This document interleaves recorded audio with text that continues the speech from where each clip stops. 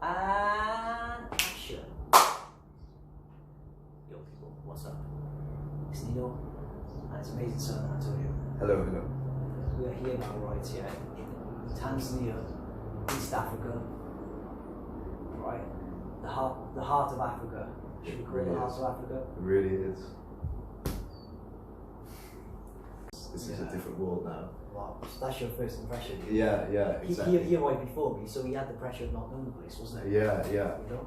Yeah, exactly. And then it was easy for me because you came to pick me up, right? So thanks for that, man. Pleasure, of course. So, like, look, I think we'll just make that the intro to the video where we just talked about that. Yeah. Yeah, just nice and easy like that, you know? Yeah. And, like, there's no mask. And there's no schmoro. Nah. It's all. Me and my wife was helping me, you know, do the and like on top of everything, the fact that like it was freaky, you know, they had like Daleks going around, like fully automated, remote controlled Daleks, and they were saying that these drone carts with like bubble cameras all over them. Yeah. You know, like Yeah. cameras, like the Dalek ones, Yeah. Right? It was saying patrolling. Right?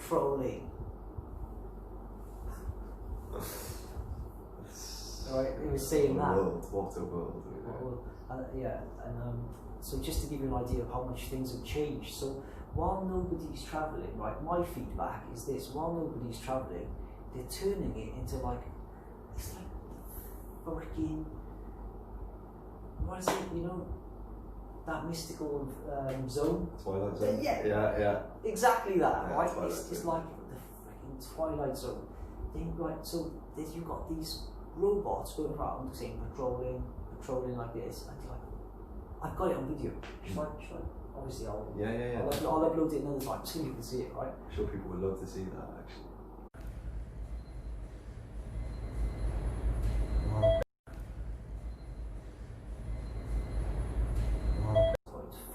From Tokyo to Seoul, right? We made a stop to pick up some passengers at Seoul airport, and the law in Seoul is that we all had to get off the plane and go through security again. Somewhere between security and the aeroplane in Japan, which is like one of the strictest countries in the world, we had to get off in another one of the strictest countries in the world, right, and go through security again and get back on the fucking aeroplane. No, sorry, we had to wait for 1 hour and there was nowhere to buy water. And I went to information, I said, please, water. She's like, they are on break now. And I was like, what? So, but I want to talk about the process of like going through then Seoul airport, right? It was quite literally, we were all trekking, like we were in the Star Wars movie, right? There was lights like this. And we're trekking, right? All with our masks on, going, where are we going? What is this? Like that. Where are we going? And you could see it, like that same question was going through everybody's minds. Yeah. And we're all going, we just fucking followed, aren't we? It was just a bit like that, honestly. Yeah. It really was a bit like that, you know? And then we got there, and then they were literally barking at us, throwing our stuff, like that, going through the security. Yeah. Like that. And my zip, right? I was so nervous, I broke my zip. And you have to take the jacket off, right? So I was like, I just like had half my fucking body hanging out in the airport. You know? And the woman, she says to me, she goes, can I see your passport? I said, yes. It is. And then when I got to Ethiopia, things started to normalise again. I was like,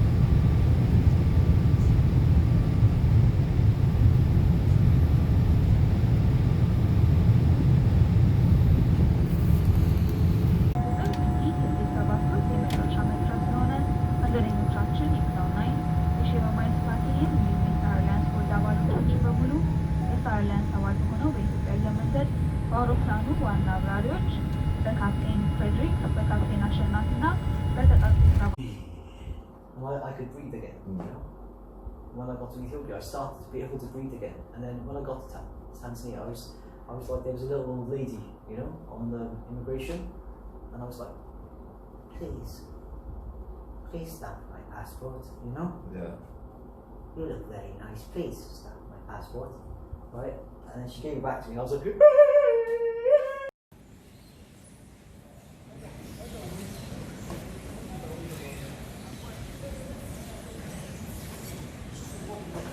I've arrived in Africa, man.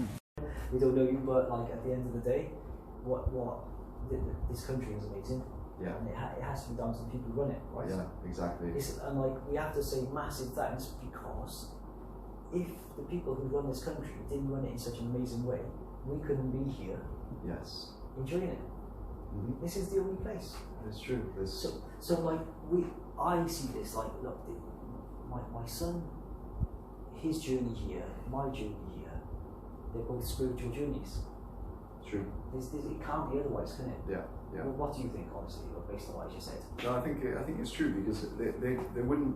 There's nowhere else in the world right now that's celebrating freedom of options, and even if this whole situation was true, even if there was a virus out there, you know, why aren't we given this same element of freedom that we're given in this country? You know, the option to wear masks, the option to seek natural remedies, you know, instead of being forced into this cookie cutter world where protocols, you're being locked down, you know. I think this is the only place in the world where I can appreciate living, you know.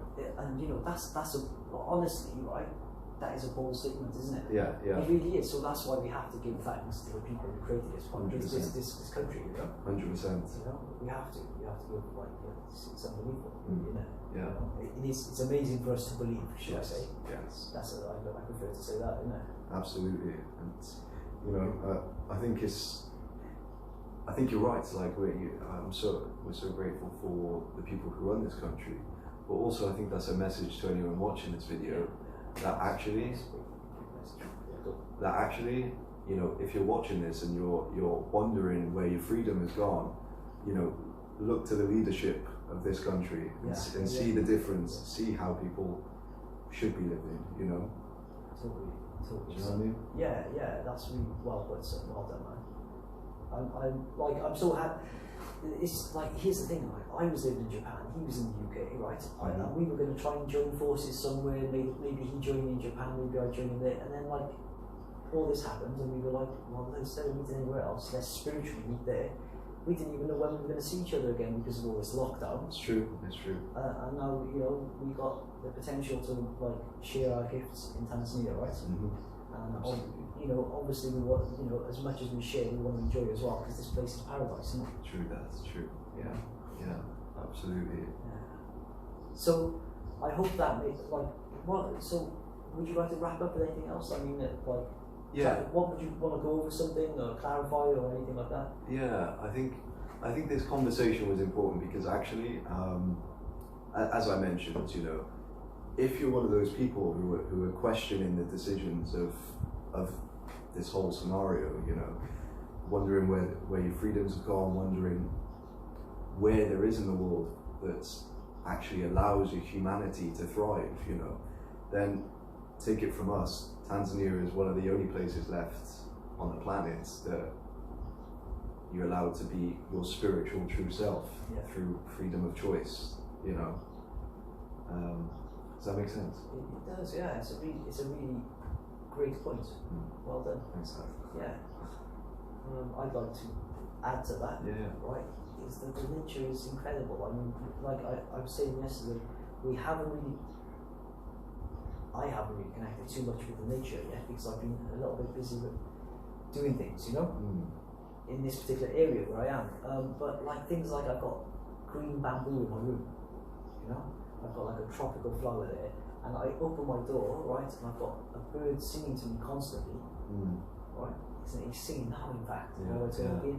And we've got like all these green trees, just like, and quite literally, my therapy has been to just stand in the green. And I know I sound like a complete hippie when I say this, right? But I do like qigong, don't I? And like all these different like you know, I lived in Japan. Like I'm very in touch with Oriental arts, you know.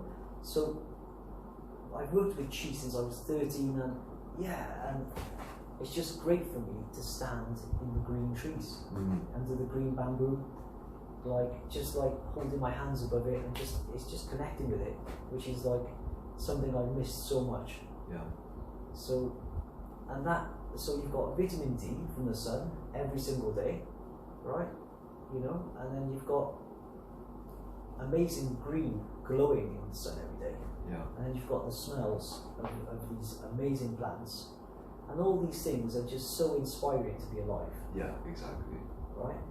And I think that energy and that drive when we get to be alive, that's a boost of serotonin and a boost of all the good things, which helps us be stronger. Exactly. Combined with vitamin D and the nutrients we're absorbing through the air, like, don't be locked up over there. Yeah, exactly. You know, exactly. Come and experience this, because I've got some more news for you as well. Is that, guess what? If you come over here, right? Because, like, let's say you're a British passport holder or US or whatever, then your particular country's people, if the sugar hits the fan, right? The owners of your passport, they'll bring you back. Does that make sense? So, like, because you've got the British passport, Yes. right? Let's say some shit happened and he's like, oh, I really need to get back to England because the world really has closed down. Yeah, the government, right, will get you back over there because you're Brit. They'll be like, oh, they'll arrange discounted flights. They do it all, Yeah. So my point is, you can always get back, right? But you can't always get here. Yeah. Right. True. You know, like one of his closest friends is in Vietnam. He loves it there. No, he doesn't have to worry about going. You know, he doesn't have to, because he's already there. Yeah. Right. So the main point of this that I'm making is, look, if you don't come here and try